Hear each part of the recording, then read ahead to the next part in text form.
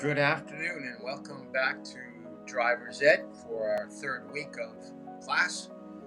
We'll wait a few moments like we always do to let people join us. So please sign in on the comments or text me, please, to let me know that you're here. This will be our last class before we have our midterm next tomorrow.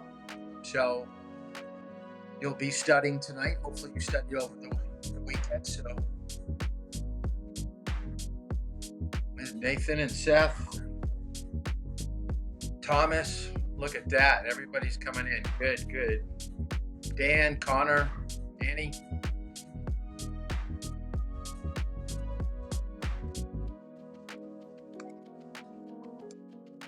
So how's everybody doing today? Mondays are always tough, right?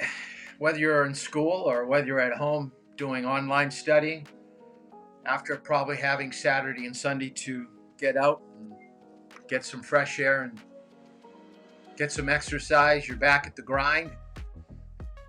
I'm in a side room. I don't know if you can tell, but this is just off to the side of my living room, kind of like a porch area, and it is freezing. It is cold. It is cold today.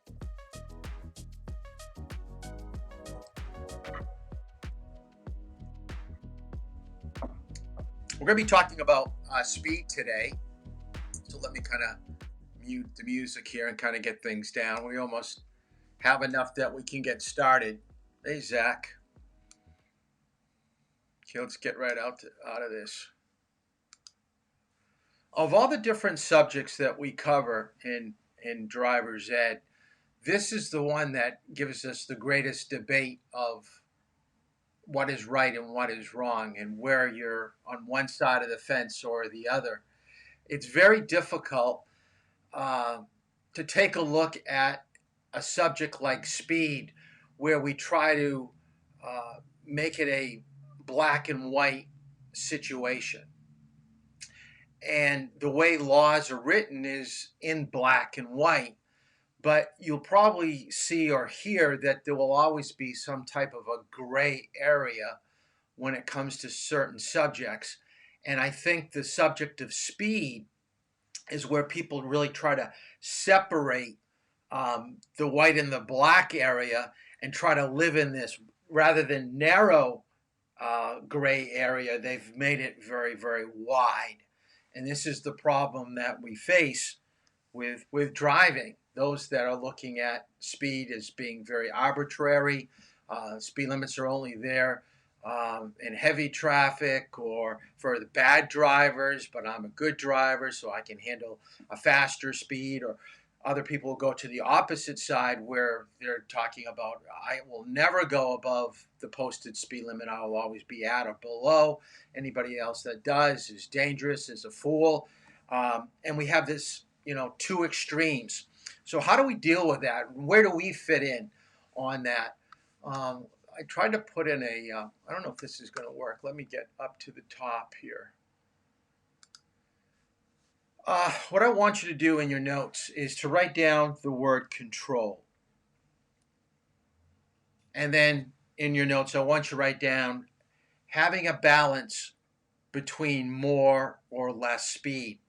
And I think that's where I want today's topic to basically focus on, is that it's very easy to know the clear-cut speed limits. After that, you'd think, okay, let's close the book and move on to something else.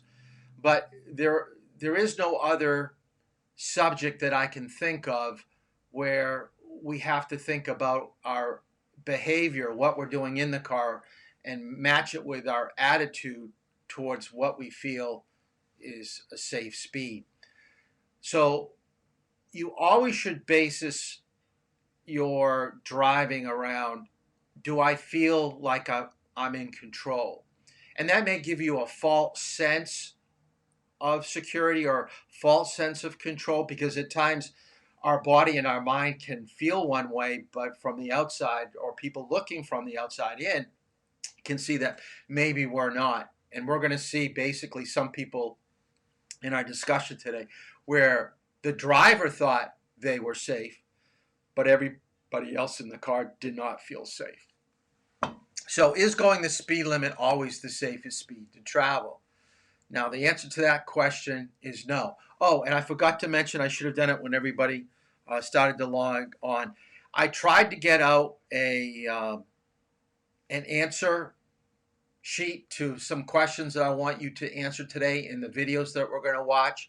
I think there are a few of you that have a Samsung or an Android phone and you're not going to get it. So I'm going to put up on the screen what that sheet is. And what I want you to do is to take a picture. Okay, it'll be up on the screen for a little bit. I want you to take a picture of it, and then you can answer the questions later tonight and then send it in to me. Or come back to the video that's being brought into YouTube, kind of scroll along till you find it on the computer, and then just write it down and take it from there. I didn't have a chance to kind of go through all the emails because the other email program that I'm using, it's kind of glitchy, and I haven't been able to log everybody on and get all that information out through email. I like text messaging because it's just so much easier getting your homework that way and trying to send it out. But I know that some of you don't have that. So let's get right into it. So speed is basically something that you feel. We can tell that when we're on, let's say, a bicycle and we're starting to go down a hill, we know that we're gaining speed, just like if we were going up a hill and we had to pedal slower or harder, we know our speed is a lot slower. But the way that vehicles are made nowadays, where our suspension and everything else around the comfort of a vehicle, we're not going to feel that speed that much. So you look down at your speedometer and you go, oh my goodness, I'm going 48 and it's a 35-mile-an-hour speed limit zone. How did I get there? Well, you know, it just doesn't feel that way. I want to show you, let's see if I can get out of this. Whoop. I didn't want that, but I want to show you this. Oh, wow. Yeah, nice and easy. Just head on out, and whenever you're ready. Are you ready to go ahead and drive? Okay. Yeah, sure. Oh, whoa. That's all right. Oh, a little more than I'm used to. Yeah. Oh, it's got some power, so just get a feel for it. Okay. Okay, all right. Ease off just a little bit. Ease off. So I was thinking a little more age on me, some wrinkles, a little dorky, maybe some facial hair. It was somebody that I can pull off a fun prank with. Let's go have some fun. My good friends at Pepsi Max have hooked us up with this cool cam. So these are the glasses cam to show you everything that I see. How you doing? Hello. I'm Mike. Steve, nice to meet you, Mike. I saw you sort of gravitated towards the Camaro. You thinking about getting one? Oh, no. This way too much car for me. Well, it's a lot of power, but they've designed it to be very safe. I don't know if I can handle it. I've never driven anything like this before. Well, I tell you what, I think a way to really make you feel comfortable would be to put you behind the wheel. You're good. What are you driving now? Oh, just a minivan. Oh, yeah. What am I You're not signing obligated. here? You're You not, sure? it's just a checkout sheet for a test drive. You're not obligated to anything. It's just so we know who's out. Let's go give it a drive. I'm getting a little nervous. No, I'll be right there beside you. There are your keys, sir. Thank you, Steve. You'll have to unlock it, Mike. Oh, Yeah. thank you. There we go. Oh, yeah. What a car. Mm-hmm. Well, we better buckle up. Yeah, good call. Yeah. Power door locks. Standard, of course.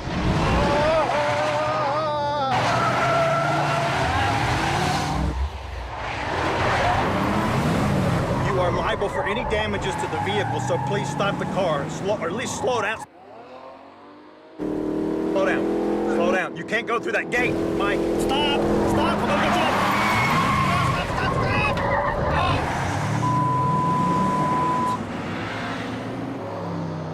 Watch it! Watch out! You're gonna wreck this car, and you're liable for it if you wreck it. Mike, stop the car! Stop the car right now! Get up here!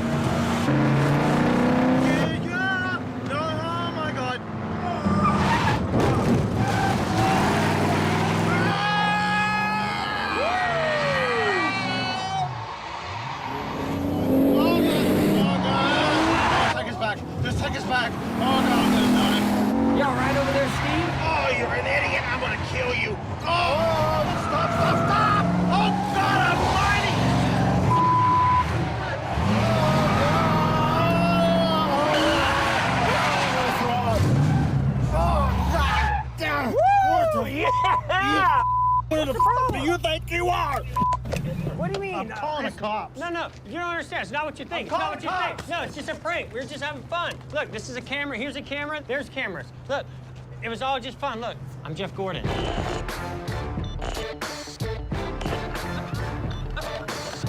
Sorry, man. Sorry. Can we do it again? Yeah. Now, at the end of the video, did you see his reaction? He said, let's do this again.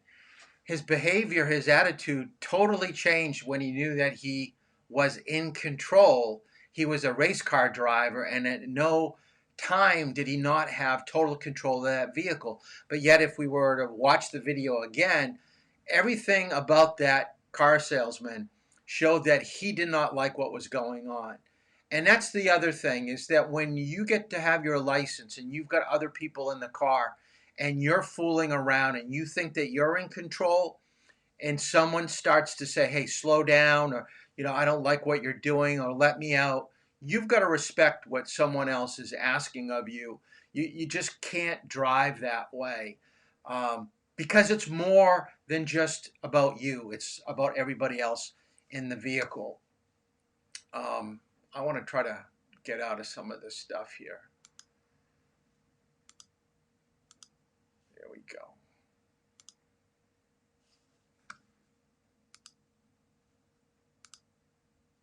So basically, who's in control? You are. So what I want you to write down, when you're driving, you have to be sensitive to everybody else that's in the vehicle.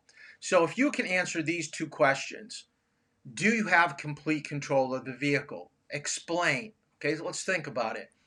What would you do if an animal ran out in front of you? Could you handle that? What would you do if you had a flat tire? And that's the second question. How about these emergencies that may arise, like going into a skid in the wintertime, as we said earlier, an animal or whatever. So you always have to think about the what ifs when you drive. What would happen if this happened? Do I have an answer for it? Can I actually handle it? Okay, let's write down some of the factors that will go into determining what a safe speed is. Okay, first one, and this is basically what we discussed when we talked about braking. Road conditions. Is the road very curvy? Because a road that has more curves and hills will call for slower speeds. Same thing with the condition of the road. A bumpy road will call for lower speeds. How well you can see, darkness, rain, fog, snow, intersections, hills, curves. Parked vehicles keep you from seeing well and call for a reduced speed. And then the last part is traffic. Of course, when there's more traffic, something is stopping you, preventing you from going faster. You're basically being dictated how fast you can go by what other cars are doing in front of you.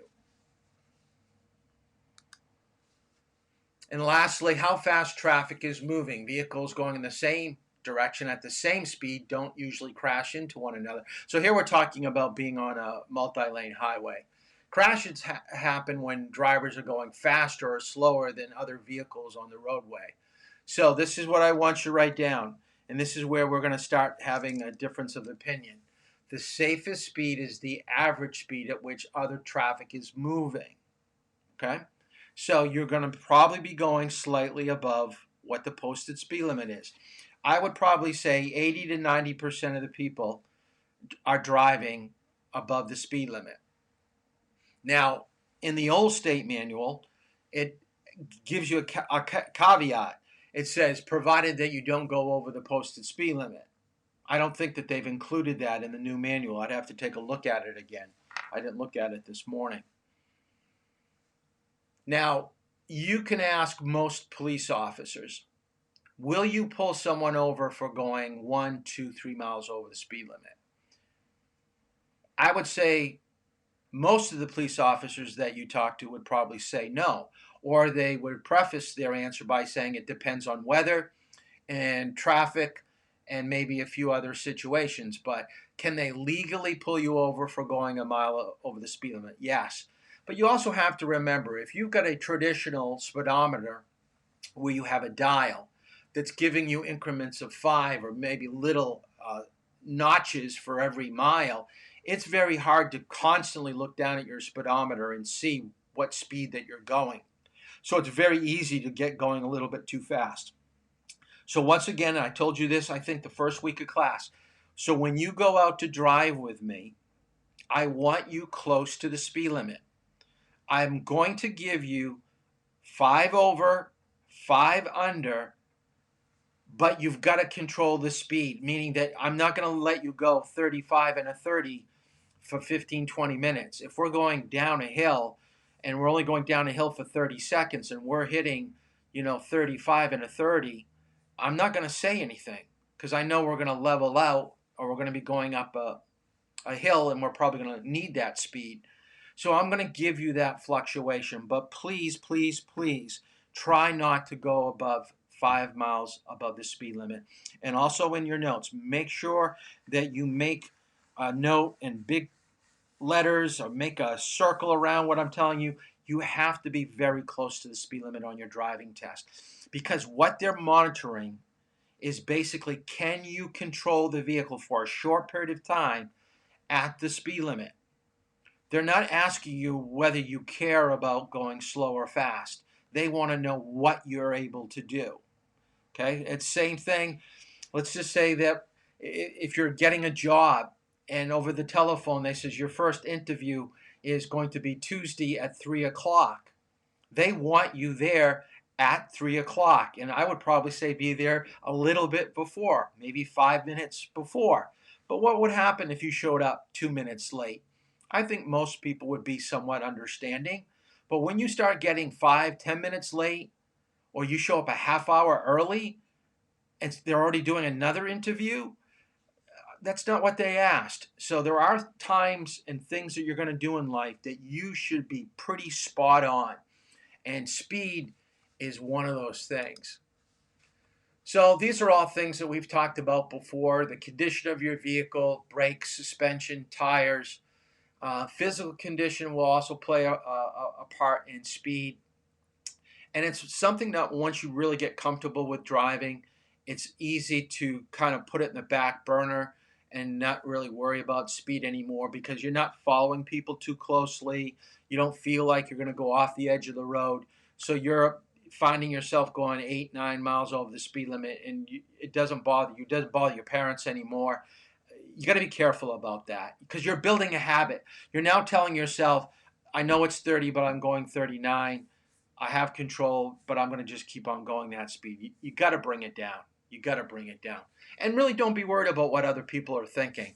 Driving is more about you than about other people. Now, yeah, other people do come into play, but for the most part, do not let other people dictate how you approach the way that you drive. As long as you're staying within the legal scope of the law, okay, you should be doing that.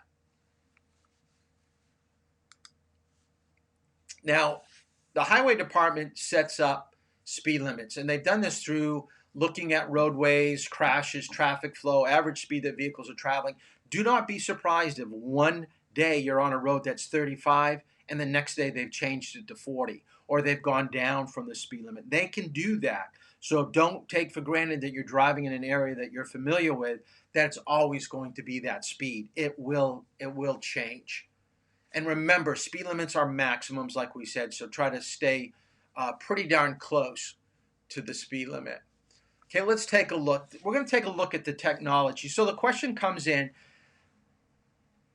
how are the police going to know exactly how fast I'm going? Now, the only thing that I don't have a video for, so let's talk about that right now. I want you to write down in your notes that in the state of New Hampshire and a lot of other states, they can use radar, they use laser, they use general eyesight of speed, meaning that they're going 35 and they know what they're going and they know that you're going faster than they are. So they're going to pull you over just by line of sight, telling by what the flow of traffic is. And here's the one that most people don't realize. It's aircraft. They can judge your speed by helicopter or a single prop plane. What they do is they hover above major roadways, and let me give you what they are. You can write these down if you want to. You don't have to because I'm not going to test you on this, but this is for general information. This is hopefully something that why you're taking driver's ed and getting this information. There are basically like 5 roadways in New Hampshire that they will use aircraft for patrol. The Spalding Turnpike, so Spalding, 101, which is taking you from Epping to Manchester, 95, like going from Portsmouth to Boston, 93, which is going from Nashua up through Concord, and then 89, which is taking you up near Franconia Notch. So those 5 roadways pretty much are going to be monitored by aircraft. And what they do is on the breakdown lane, they've put a white strip and they time you from one strip to the next strip. So they do a quarter mile, half mile, and then they can use a stopwatch and know exactly how fast you're going. But the most traditional way is by radar or laser. So let's take a look. And this is an Australian commercial. If you reckon you can get away with speeding, look at this. Police radars are more sophisticated than ever. He's about 1 kilometre away, this fella. Watch this. Got him. He had no idea. Here you go. Just slow down, it's not worth it. Over 200 cars with these radars are out day and night. And back in town, the new ProLight lasers can pinpoint a speeding driver in busy traffic. And catch him. It's just not worth speeding, because we'll catch you before someone gets hurt. Okay, in some states, and I believe Connecticut is still a state that does not allow any type of radar detection in your vehicle. So if you know anybody that has a radar detector, think about it. What is the only reason why someone has a radar detector in their vehicle? It's because they want to go faster than what is legally acceptable, and they don't want to get caught. Okay, so they have it in their vehicle. Is it foolproof? Absolutely not. Okay, meaning is that it only works when a police officer has their gun on. And I'm going to get out of this for a minute. So you're going down the road and you're driving. Your radar detector is on. Okay, the police officer is that just up around the corner doesn't have his radar gun on. He waits for you to go around the corner. He thinks you're going a little bit too fast. He'll turn it on. Once he turns it on, he gets an instant reading of how fast you're going. Inside your vehicle, your radar detector is going off, making noises, blinking lights, and stuff like that. By then, he's already locked you in. He's already got you. Now, the only way your radar detector is really going to help you, it's for the police officer that's off on the side of the road, and he's doing work on his computer, and he set his radar gun up to catch anybody that's going, and he'll set it for random numbers, 8 miles over the speed limit, 15 miles per hour, whatever he wants to do, and he'll look up when his machine's telling him someone's going faster. But don't think that they're setting up a trap. Okay, a trap is when you're being forced to do something that you normally don't do. Okay, you're doing something because you're being applied pressure. Speed limit is not an entrapment offense. You're doing that on your own free will. They're just monitoring that. So because they're over a hill, around a corner, stuck in the bushes, okay, you may not like that. But the bottom line is they're totally within their right to do that. Because they know that if they were out in plain sight, and what do most people do when they see a police officer? Your first reaction is to go slower. Now remember, if you hit the brake pedal when you're going too fast, what if you just told the police officer down the road, I'm going too fast, pull me over, because I know I'm going too fast, I'm using the brake. So when you think you're going a little bit too fast, you see a police officer, your first course of action should be just let go of the accelerator.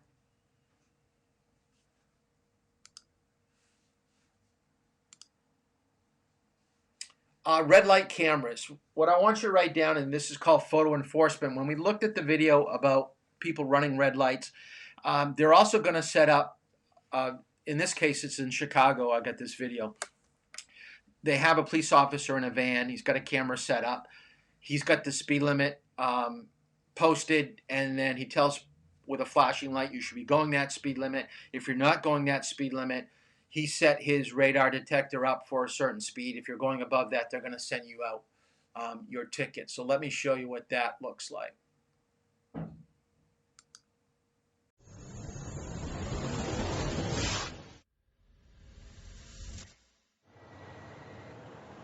We've had this van for 2.5 years. They recently, at the beginning of August, just installed better cameras in the front and the rear. They're 12 megapixel cameras now. The old ones used to be 2 megapixels, so the images are way better. There's a lot of criteria that have to be met with the van. The speed limit signs have to say 45 miles an hour, and it's a $375 minimum fine. There have to be the speed photo enforcement signage out here as well that says that there's a photo van out here that's enforcing the speed. And then there has to be construction workers in the area. As you can see, the van is fully marked Illinois State Police photo enforcement van. There's no hiding about it. It's totally marked, okay? On the top there, it's a warning radar up on top. It's not the speed that's the enforcement speed, it's the warning speed. So if they don't see that sign, then they get hit with the other radar, which is the actual enforcement radar. It's not a standalone thing. We can't just set the van out here unmanned and just let it run by itself all day long. We still have to visually observe the vehicles traveling towards the van. With any type of radar system, the first thing we have to do is we have to make a visual observation of a vehicle traveling at a high rate of speed coming towards the van. We visually observe that, and we say, hey, that vehicle's traveling faster than it should be. The radar goes ahead and it confirms what our observations were. This one takes a picture of the face of the driver, the front of the car, tells the front camera in so many seconds it's going to be passing by. Shoot a picture of the rear of the vehicle so we can capture the license plate. We actually do a photo review. So what we do is when the company will send us back the images of the vehicles when we were out deploying, they'll actually send us the images back. And what we do is set 2 computers up. We have access to the digital photos on your Illinois driver's license, and we'll take that person's image with their registration information and compare it to the person driving the vehicle.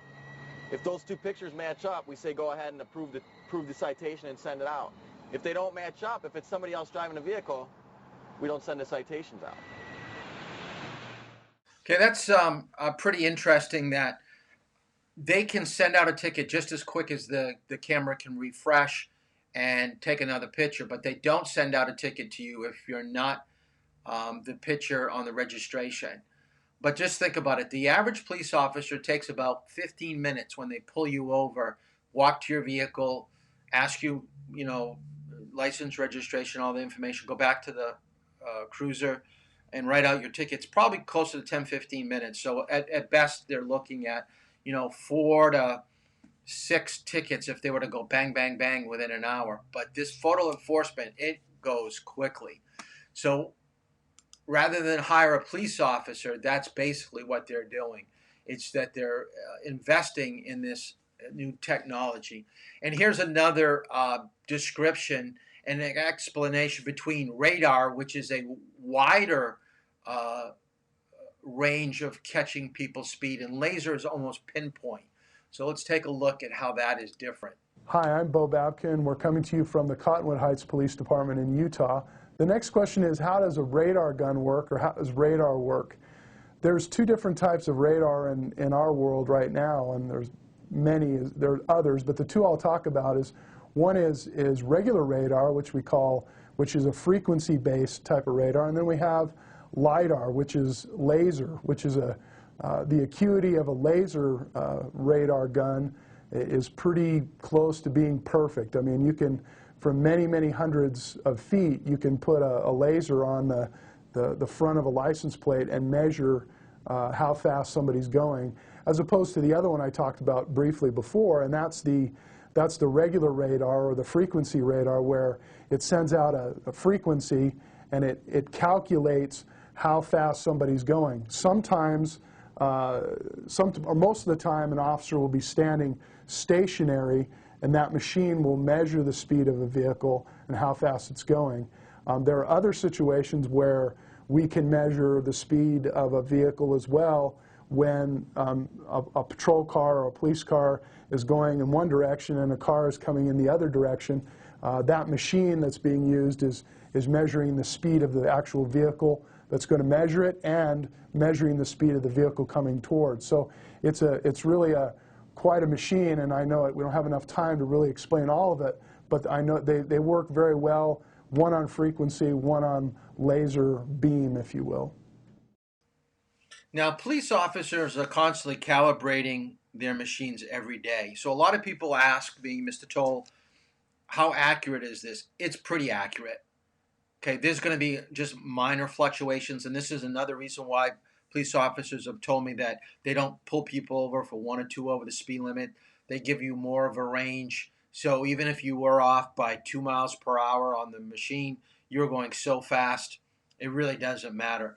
The other thing I want you to write down in your notes so you realize this is that there is no clear-cut penalty fine for a speeding ticket. It's based upon how fast you're going. Okay, so within like 0 to 8 above the speed limit, it's going to be a certain money fine. Between 9 and 15, it's going to be another fine amount. The same thing with the penalties on your license. They're called demerit points. When you get a ticket, you get so many demerit points on your license, and speed is probably one of the #1 reasons why people get a lot of demerit points. If you were to look at a driving record, I would say the majority of people have speeding tickets. Not so much for stop signs and traffic lights, although they do happen. But I would say that the #1 ticket that most police officers hand out would be a speeding ticket. So this is what I think is going to happen to you, is that you're going to get comfortable with driving a year or 2 from now, and possibly your first ticket will be a speeding ticket. If you have an older brother or sister, if they have a driving record, what happened? What do they have for a ticket? So you absolutely need to know what I have on the screen right now. You will be tested on this tomorrow. So the speed limits are as such in New Hampshire. Now remember, another state could be slightly different, but it's within the ballpark. Within a school zone, you have to go 10 miles below the posted speed limit. Now here's the time frame that you've got to remember. 45 minutes before school opens and 45 minutes after school closes, or whenever you see flashing lights. So remember, speed limits by schools only at the beginning and end of school. So if you're going by school at 11 o'clock on a Monday, they're in session, you're going to be able to go regular speed. If you go by that school on a Sunday, they're not open, you can go regular speed. City or urban area is going to be 30 miles per hour.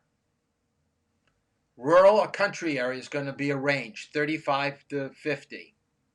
And a lot of people say, well, how do I know it's not 40 and it's 35 or 50? Well, one, you're going to have to just watch your signs real careful.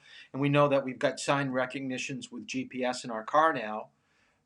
Another good way that I tell people just by looking at a roadway, write this down. The more pavement that you have after the white edge line, the fog line, the wider the area, the faster the speed. So at 35 miles per hour, you may have a foot and a half. If you've got 40, 45, you may have 3 feet. If it's 50, you may have an 8-foot like breakdown area of pavement beyond the white line. So the thicker, or the wider, I should say, the area after the white edge line, the faster the speed it probably will be. On a highway, the minimum is 45, maximum would be 65 in posted areas, and you don't need to know the bottom one. Now, when you go out of state, here are like some of the states. There are 7 states, including Idaho, Montana, Nevada, South Dakota, Texas, Utah, Wyoming. They have allowed 80 miles per hour speed limits on selected highways. And then in Texas, we have one roadway at 85, which is Highway 130. So when you go to another state, pay attention to your signs because it will be a little bit faster. Speed limits in a construction area will be doubled. So make sure that you write down in your notes that fines were going to be no less than 250 and no more than 500. So we're getting into the warmer weather months, so we're going to see more construction. So I would always tell my students, drop your speed by at least 10 miles per hour, if not cut it in half by construction area. And then just kind of watch to see if there's a flag person telling you to go slightly slower. High-speed driving, if you drive faster than other vehicles, you're going to have to continue past other cars. Each time you pass someone, there's more of a risk of a crash. And basically, this is what I want you to remember. You're just building a habit. It's going to be very hard to break. So in your mind, you're not thinking 35. You're thinking about what feels right, and it's usually too fast. So when you double your speed, stopping distance be 4 times greater. I do want you to write that down. So there is no direct correlation between going fast and then bringing your speed back down. It's always going to take you longer to stop than it does to bring your speed up. And of course, there's going to be more of a chance of injury or death when you're going faster. You're wasting fuel, wear and tear on your vehicle and your tires. And then probably you're going to just catch up to the person that's in front of you. So there's going to be a lot of tailgating taking place, and we don't want that.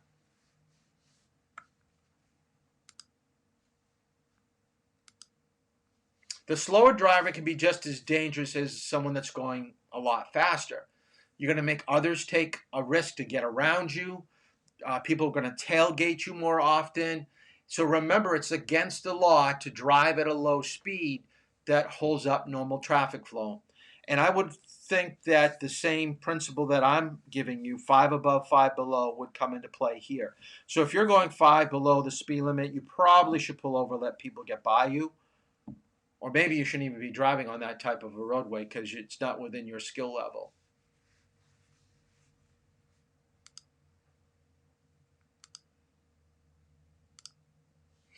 Okay, let's write down a few things about what you should do if you're being stopped by the police. Okay, the first thing I want you to write down is pull over to a safe area. There will be nothing that upsets a police officer more if you put them in harm's way. Look for a driveway. Look for a wide area on the breakdown lane. Because as they approach the vehicle, if you pulled over in an unsafe area, they may tell you to go up the road a little bit further or go into the side street or whatever, and they're going to probably be a little bit upset. Stay calm. You have no idea why they pulled you over. It could be registration. It could be some type of defect on your vehicle, like a light was out. So keep your hands at the 10 and 2 position and stay in the vehicle. Never, ever leave your car. Because the minute you get out of your car, there's a good chance the officer is going to pull a gun on you. Especially if it's in the evening and especially if you're a male. Remember, they're being trained this way. There are too many stories where officers have been shot or injured or hurt by people getting out of their vehicles and approaching the police officer because they were so upset. Stay in the car.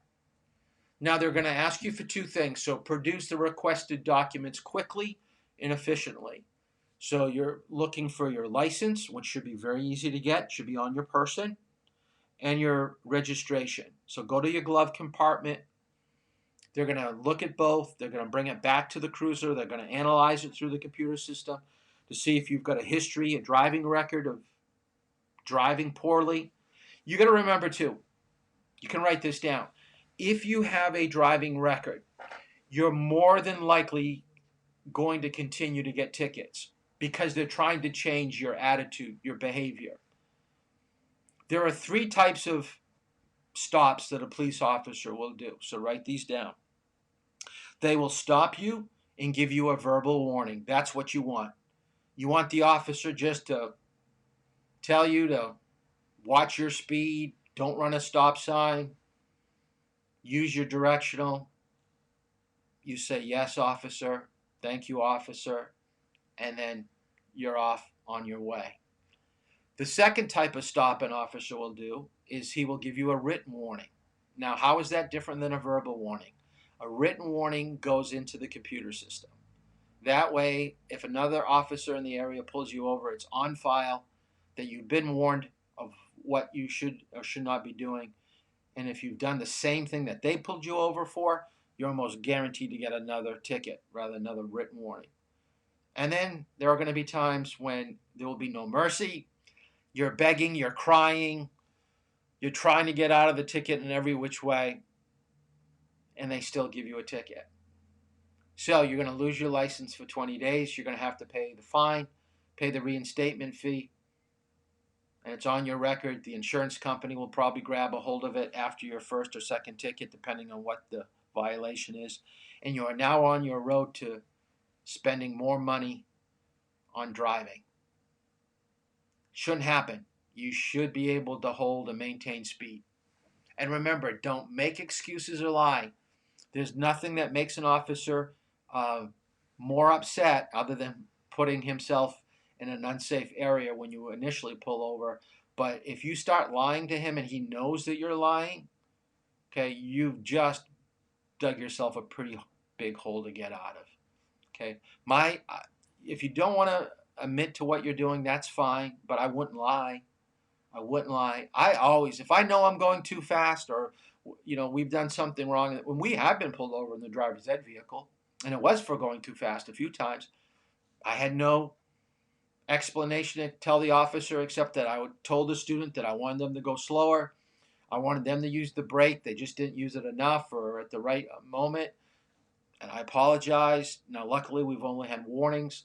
But yeah, we can break the law in the driver's ed vehicle, and the officer has every right to give us a ticket. He usually is pretty upset at me because I'm not using my instructor brake to make you go slower, or that I didn't give you a good enough instruction on what to do. But normally, if the driver's ed car is pulled over, it's because a tail light. I've been pulled over more for a headlight out or a tail light out than anything else. Only pulled over for speeding, and it was the same area twice in Madbury. So it does happen, but luckily we've been getting out of it. But you need to speak up. You just, if you're a passenger and someone's not driving well, you've got to say something because your life is valuable. And what we're going to do with what we've got for the remainder of time. So let me get out of this here for a second because I kind of went through this kind of quick because I wanted to get to the video today. All right. So we really didn't get into what to do with a police officer. Usually we get into role playing a little bit in class if I had everybody.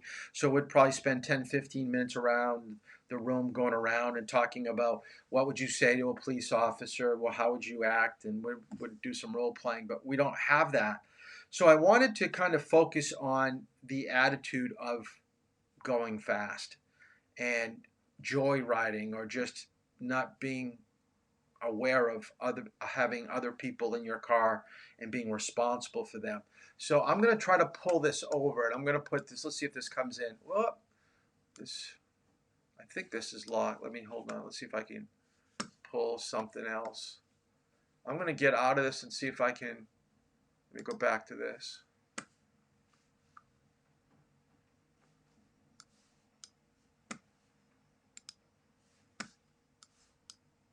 Huh. Okay. Let me see if I can.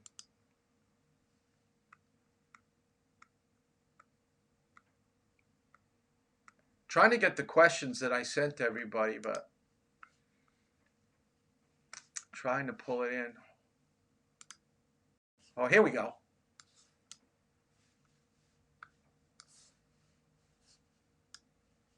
Huh. Trying to drag this over.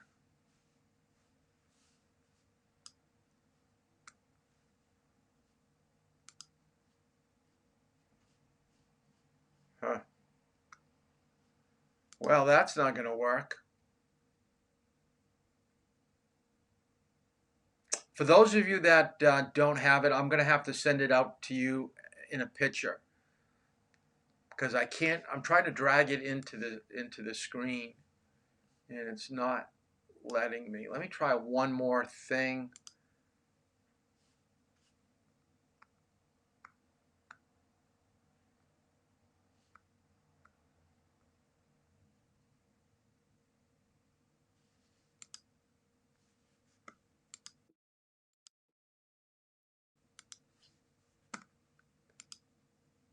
It's what I love about technology is that just when you think you've got it all figured out, it's not letting you do it. Huh. I got it there, but I just can't get it over.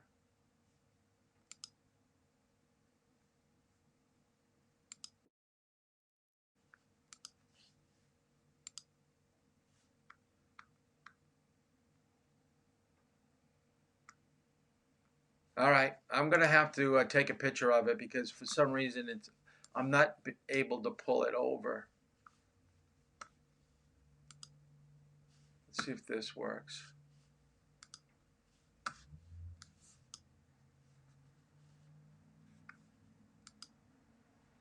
All right, I want you to watch this video, and I want, for those of you that have the questions, I want you to try to answer them as we watch the video. It's all about a girls soccer team.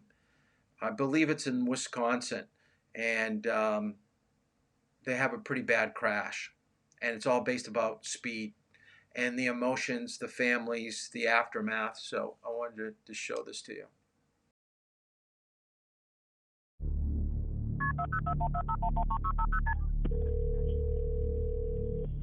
Is that okay? Answer me if you're okay.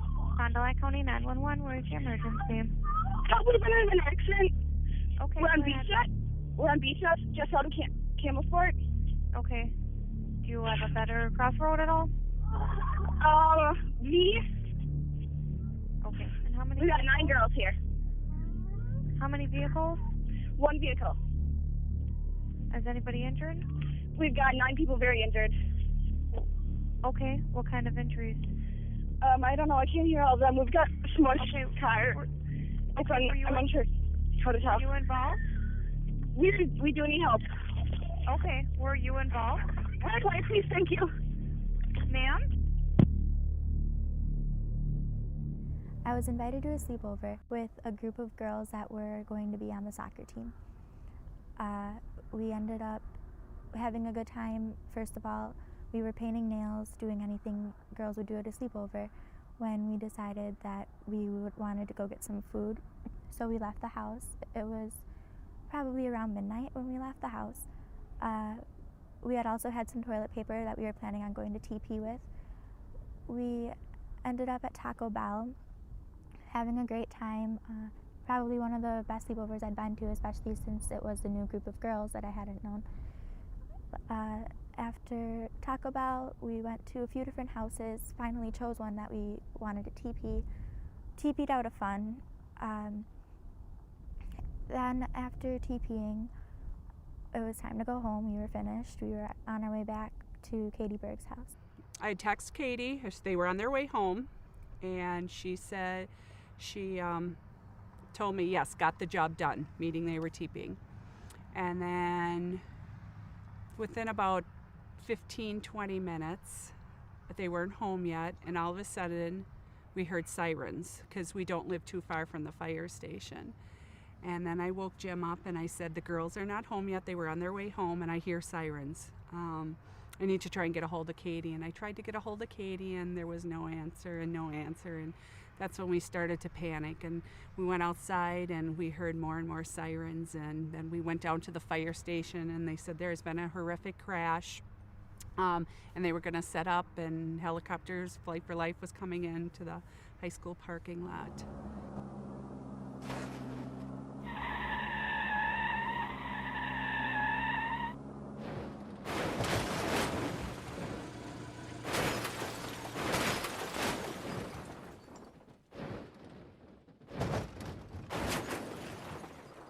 EMTs, we respond to scenes.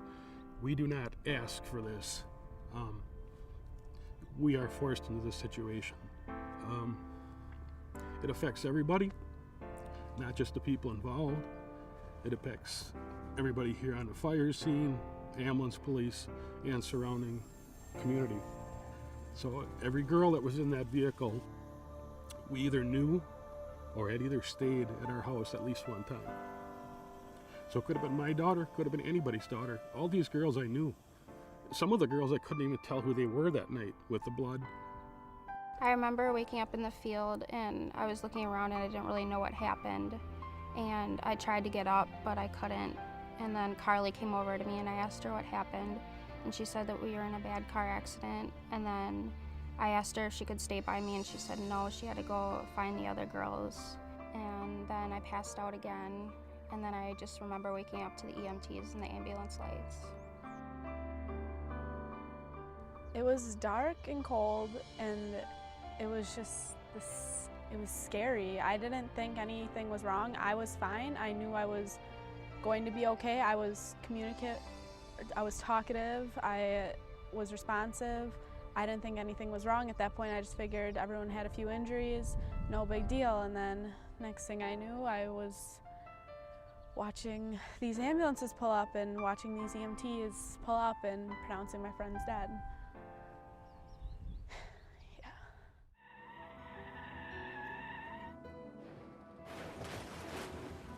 Phone rang. It was about 5:23. Didn't have a clue what it was, who Why would were be getting a calling, call call so early. Got up, picked up the phone, and it was Mrs. Berg, Bonnie Berg, calling, and she said the girls never made it home. She was hysterical. Yeah, I had the phone, but he could hear her hysterical voice through To the receiver. that I was holding. I mean, I was in bed. I jumped out of bed, so you're 10, 15 feet away from me, and I could hear Bonnie through the receiver. But she said, the girls never made it home. And I said, Bonnie, what do you mean the girls never made it home? They're sleeping over at your house. And then she said that... She's talking about sirens and choppers and... And she said they never made it home. They went out, they never made it home. And then, she's talking about... But I don't know how many times it says, Bonnie, slow down, calm down. Bonnie, calm down. Just so I could try to piece together what she was trying to tell me. And you said, Bonnie, where do we go? And that's where she says, I don't know. I don't know where anybody is. There's kids going down to Milwaukee. There's kids getting ambulance to Fond du Lac. Well, that night, Sabrina's brother Nick took her to the gathering of the teammates. They were going to be teammates. They weren't all friends. Some of the girls, actually, that was the first night they met each other. She was excited because she was an underclassman, and the upperclassmen who were friends of her brother invited her to be part of this. So we all told her, you should go. They want you to be part of the team. Yeah, she was excited to go. I mean, she thought it'd be Right. a neat idea. And then the next morning,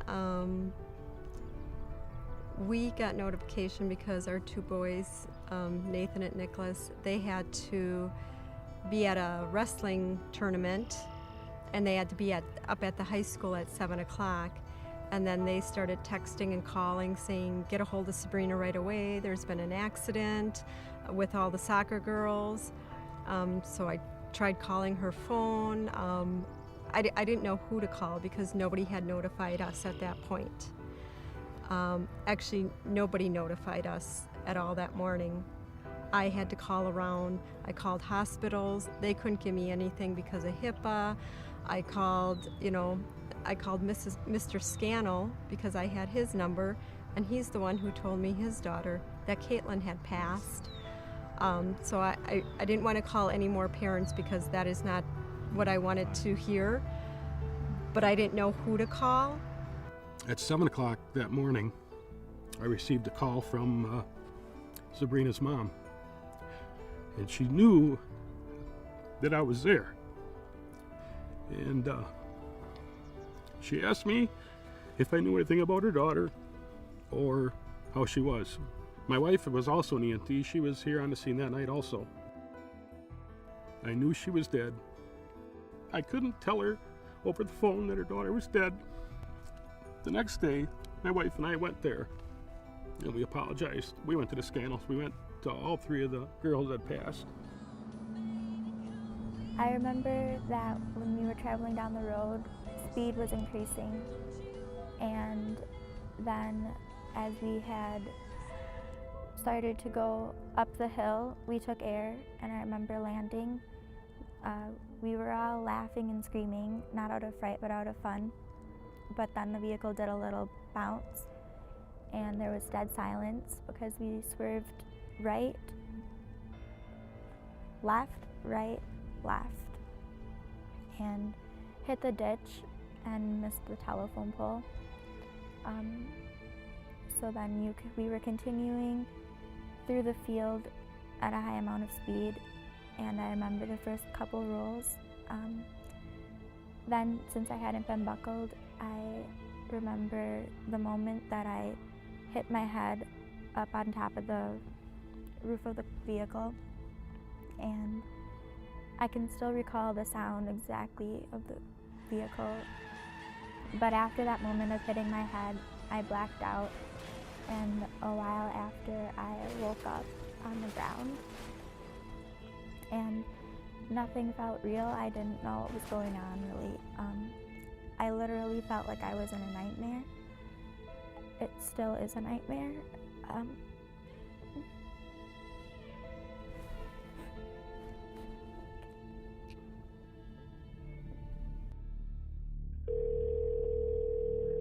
Hello? Hi there, Kylie? Yes. Hi there, this is the 911 center calling. Do you know my location? Okay, hold on. Yes, I have you on Beechnut Drive? Yes, Beechnut Drive.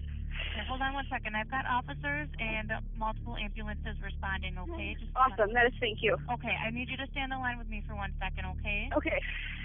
Teresa, honey. Teresa, where are you going? Okay. Are you okay, Teresa? Teresa. Okay, Kylie, you said there's 9 people injured, correct? 9 or 8, I can't remember right now. I think just 8. Okay, is anybody pinned in? I don't see anyone pinned in right now, Okay. but my car is pretty squished. Okay, is anybody unconscious? One is not responding to me, the rest of them are awake. And were you involved or did you just come across it? I was driving. Okay. Teresa, are you okay, honey? Are you all teenagers or? We're all teenagers, yes. I was driving too fast down the road and I got us all into an accident. Here, I see the ambulance. I'm going to get it. As a crash reconstructionist investigating this crash, we were able to determine the following. In the distance, you'll see the far hill, and then you'll see the closest hill to us, and then behind us is a third hill. So what happens is the vehicle comes over the hill in the distance at a high rate of speed. The road then comes down to the hill, it levels off for a short distance, and then you'll crest the small hill. Now, you're coming over the small hill, again, well in excess of the speed limit. You come down into this knoll where the bike trail is, and then you'll go up the third hill. And when they crest this third hill is where the problem happens. When they come over the small hill and they start to go down, the speed at which they're traveling, it creates the weight of the vehicle is going to come off the springs. So now you're going to lose a little steering. You come down into the hollow, if you will, is the best way I can describe it, or knoll. Now the weight on the vehicle is compressed onto the springs, and so when they come up the third hill, you have that little extra kick that takes the weight off the springs. And at that point, the vehicle, when I say airborne, I don't mean that the vehicle is 5, 10 feet, 15 in the air. What it does is it becomes airborne, and what I mean by that is the tires come off the roadway. And it could be 2 inches, it could be 5 inches, it could be 6 inches. But now the tires have lost contact with the road. So now you've lost all steering. And in essence, what happens is, if it's a matter of the driver just merely inputting a little bit of steering to the left, or if it was caused because the weight of the vehicle came up, now the tires are off, and with that weight, does it just enough turn her? And when the car lands back on the tires aren't straight, they're canted a little bit to the left, so now of course the vehicle wants to veer to the left. So at that point, the driver then tries to correct by input steering to the right. Well, she gets it corrected, but now there's a little overcorrection. Now she's got to steer it back to the left. And what happens is you get the serpentine effect. And what I mean by that is left, right, by steering back and forth. But once you lose it, you've lost it. And there's not much steering input that you're going to be able to correct it if you're going that fast. Slower speeds, you can correct it. Faster speeds, once you lose it, you've lost it. So after the vehicle is done serpentining, it now travels into the ditch, and prior to entering the field, there's a large stone. The passenger side of that vehicle strikes the stone. That in turn then causes the vehicle to pitch towards the driver's side, and at that point it starts its roll over the 350 feet, and during that 350 feet is when occupants then are thrown from the vehicle. Well, those little hills that you have on the roads that you can go over and it makes your stomach drop, that's what we were going for. And it just, I've been over them before at way slower speeds, and they still made my stomach drop. Everything happened so fast, and nobody told the driver to slow down. We all had a chance to tell them to slow down, and we didn't. The fun was not worth any of this whatsoever. I broke my back in 3 spots. I lost vision in my left eye. I broke both arms. I had severe lacerations to my head and brain damage. I still will find myself sitting in class or trying to fall asleep. I'll wake up at 3 in the morning and I'll have flashbacks, and I can still hear the noise of the silence of us girls in the vehicle from when we knew it wasn't right. And I can still hear the sound of the crashing, of the rolling of the vehicle.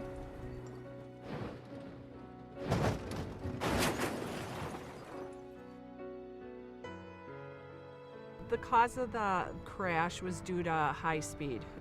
This was a dangerous road, and to mix the dangerous road with speed is not going to equal anything good. And because of that high speed, every second of my day, my heart aches for the rest of my life, and along with a lot of other people, and all because of one mistake of the high rate of speed. It just, forever, we have to suffer for one moment of what they thought or the driver thought was going to be a thrill, is now we have to suffer. I don't call it an accident, I call it a crash, because going at such an excessive speed and having this crash occur, that was a deliberate, conscious choice of the driver to go that fast. She put her life, the driver, in jeopardy, and she put every passenger's life in jeopardy. It's just a miracle that there are 6 survivors from that crash, because the excessive speed, And that they can all 9 walk of and them. talk to them. Yes, and that there's no, to me it's a miracle, because if you saw the vehicle, it was terribly, just every window blown out, tires gone. We saw the vehicle months later, because I had to see that vehicle and put my hand on the seat where my daughter took her last breaths. There's images in my mind from that night that will never go away. They're in there forever. It is something you cannot fathom unless you see it. As a deputy for 31 years and being involved in crash reconstruction, there seems to be a certain underlying factor in a lot of crashes, and that's speed. And if you're a passenger in a vehicle and you feel that that driver is going too fast, you need to, for your own safety, tell that driver to slow down. I guess my thought is that you have a choice. You can be a continuation of the problems that are on the highway, which is being aggressive, excessive speed, following too close, taking unnecessary risks, being inattentive. Or you can be part of the solution. Drive the speed limit, increase that following distance, be patient, and you have a choice, which you're going to choose. That is a message I want parents to remind their children every time they walk out the door, to drive responsible. Speed kills. You can never say it enough. Yeah. And there's nothing wrong with repeating it. And kids have to understand, our young adults have to understand, when they take that wheel, they are responsible for everybody in that vehicle. There's just so much that can happen, and you could blow a tire out, you could lose a tie rod, brake, you could have something run out ahead of you, a farmer's dog, you could have a child. There's recreational trails that someone could be crossing. There could be another vehicle that's coming towards you, and you're losing control, and it's never safe. And because of it, there's 3 lives lost, and there were several injured. And these were lives. This wasn't an event that happened. This was a speed, and you can't move on that easily. And you never get a second chance after that. There's not a second chance. there's one chance there, and it was taken the wrong way, and then, you know, as a result, that there's. I guess we don't want anybody else to have to go through this either. It's like, I mean, things happen so fast with kids. I guess sometimes kids figure if they don't say nothing, things will be, you know, maybe they didn't realize how fast she was going, but I mean, maybe someone would have said something, she might have slowed down and all 9 girls would still be here instead of only 6.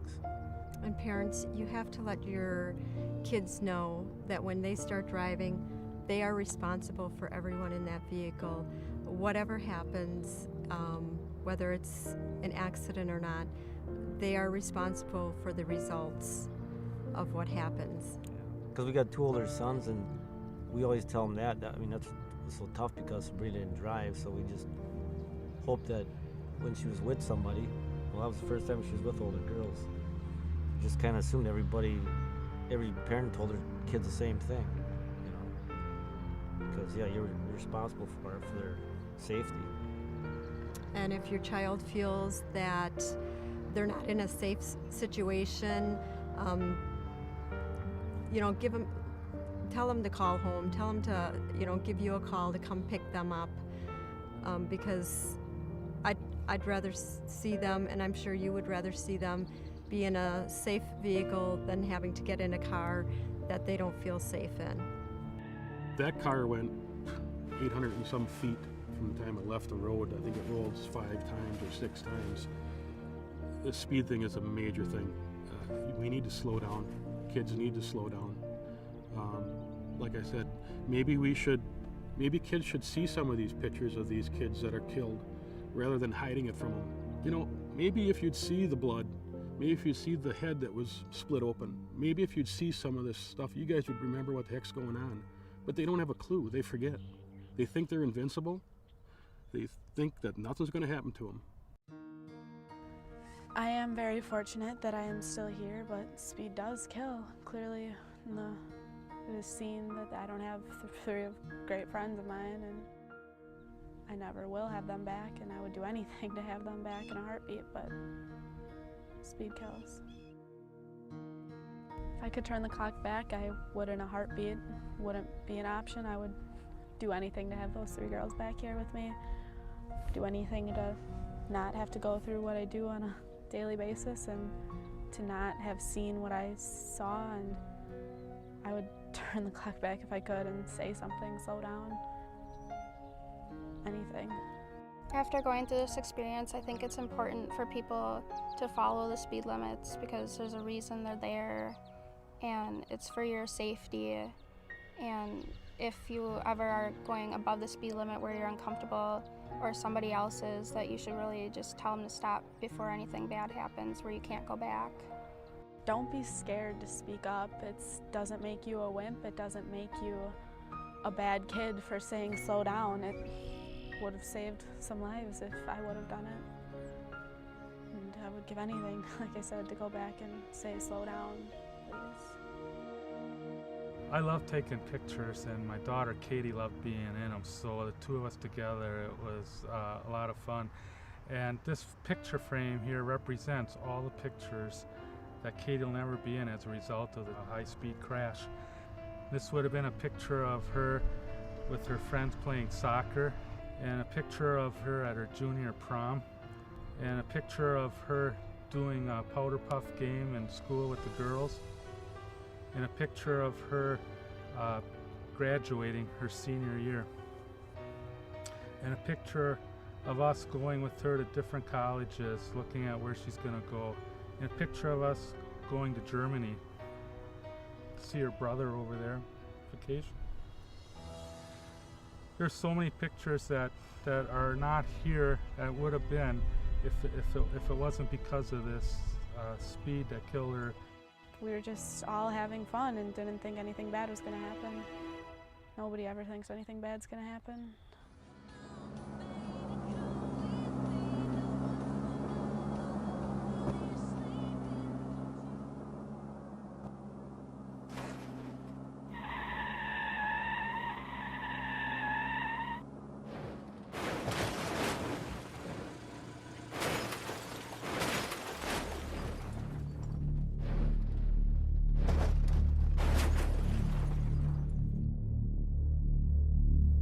This is a difficult case. You've got the lives of 3 promising young women that are gone. You can't bring them back. It was just a horrific scene with these girls, one dead, some dying, all or most very seriously injured. I really don't care a whole lot whose idea it was or whether they were egging her on to do that. I just don't give anybody a break for peer pressure. I never have. The bottom line is whether it was her idea or one of the other girls or whatever, she was driving the car. She was responsible for the safety of the other girls.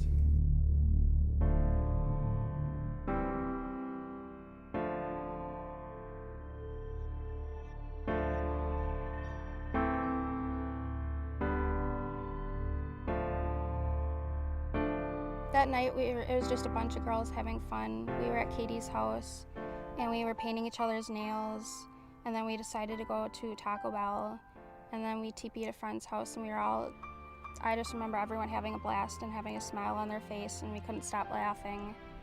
And even in the car up to the last second, I just remember hearing laughs. We're all teenagers, yes. I was driving too fast down the road, and I got us all into an accident.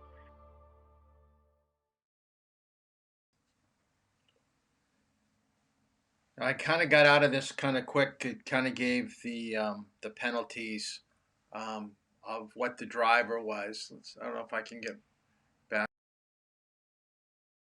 Okay, for those of you that didn't get the questions, just text me after today's class, and I'll try to take a picture. I think a picture goes through in a text message, but these are the questions that I want you to answer. How many people were involved in the crash? Was everyone wearing a seatbelt? If not, how many were not? Was going fast intentional? If so, what was the reason? What were some of the factors other than speed that led to the crash? Did it seem like everyone was having a good time? If not, what did they do? How would you describe parents who are speaking on camera in this video?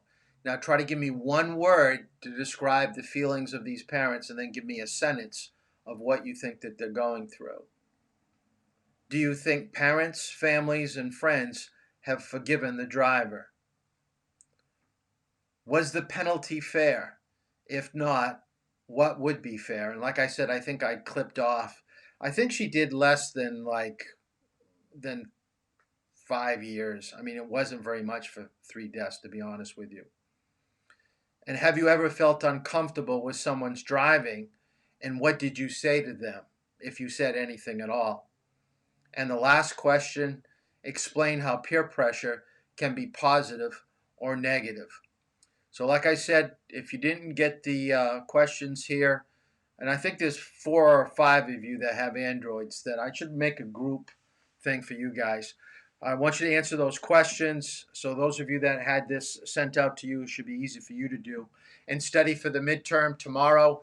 Other than that, there is no other homework. We're going to get into parking. Even though we're not driving, I'm going to tell you some steps that you should follow to do angle parking, perpendicular, parallel, backing into parking spaces. So those are things we're going to talk about tomorrow. So we're going to do the coursework first on parking, and then we're going to end class, and then I'm going to send you the link to do your midterm, and you're going to do that out on your own. And you do it online, and I get the questions sent back. So have a good night, study, and remember, those of you that did not get this, send it to me, and I'll take a picture. See you tomorrow at 4 o'clock.